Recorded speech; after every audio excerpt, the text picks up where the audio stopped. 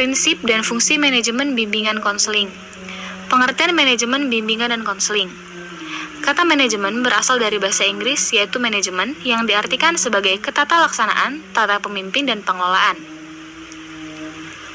Manajemen bimbingan dan konseling adalah upaya yang dilakukan atau cara yang digunakan untuk mendayagunakan secara optimal semua komponen atau sumber daya seperti dana, sarana, dan prasarana, dan sistem informasi berupa himpunan data bimbingan dan konseling untuk menyelenggarakan pelayanan bimbingan dan konseling dalam rangka mencapai tujuan yang telah ditentukan. Kata konseling berasal dari kata konsel yang diambil dari bahasa Latin consilium, artinya bersama atau bicara bersama.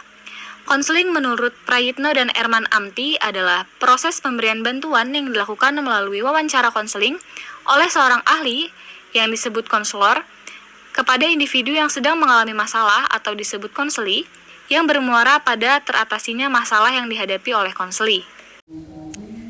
Prinsip manajemen bimbingan dan konseling. Douglas merumuskan prinsip-prinsip manajemen sebagai berikut. Yang pertama, memprioritaskan tujuan di atas kepentingan pribadi dan kepentingan mekanisme kerja, lalu mengkoordinasikan wewenang dan tanggung jawab, memberikan tanggung jawab pada personil sekolah hendaknya sesuai dengan sifat-sifat dan kemampuannya, lalu mengenal secara baik faktor-faktor psikologis manusia, dan yang terakhir, relativitas nilai-nilai. Fungsi manajemen bimbingan dan konseling, menurut Robbins dalam Syafarudin dan Irwan Nasution menyatakan, fungsi manajemen adalah suatu elemen-elemen dasar yang akan selalu ada serta melekat di dalam suatu proses manajemen yang dijadikan sebagai acuan oleh manajer ketika melaksanakan suatu kegiatan untuk mencapai sebuah tujuan. Fungsi manajemen dapat dikatakan sebagai tugas-tugas yang harus dilakukan oleh seorang manajer.